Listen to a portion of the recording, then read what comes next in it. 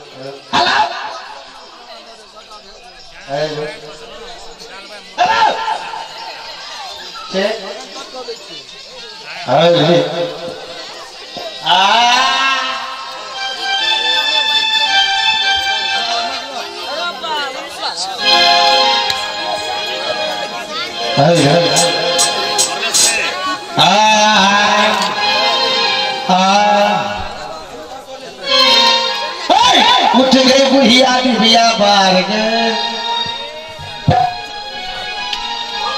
उठ गई बुढ़िया बिबिया बार गए, उर्मा भूखे मरई छो।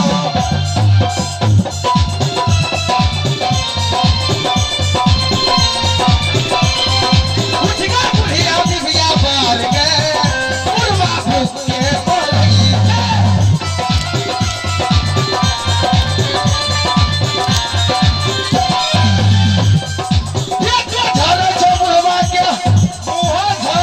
छो। बारी मां बैठता बुढ़बा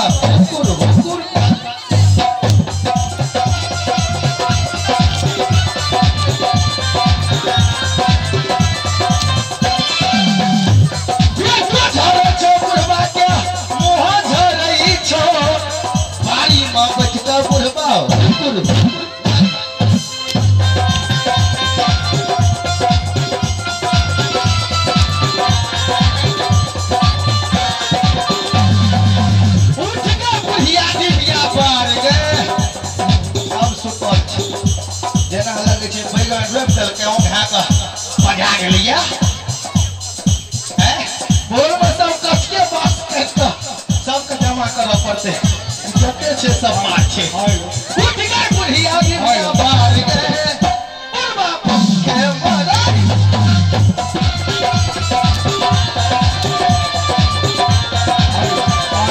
उठ गए बुढ़िया बिबिया बार गए, उर्मा भूखे मरई छो।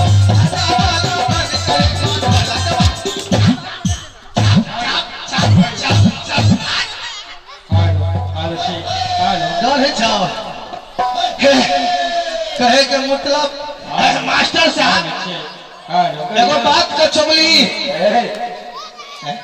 बात का बोलिए कि चलो व्या कहियो रास्ता पर जे बैठ रही छी ये सरकार में कहा कि रास्ता में ले जाबिया बाबू वाला रास्ता आखिर सात बास कोपर के खोचा ले दियो त खाए वाला बर्तन ने पार।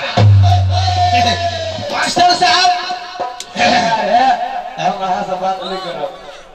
सुनियो ना कहलू आय राय दरबार में 7 दिन 7 रोज के बाद छै।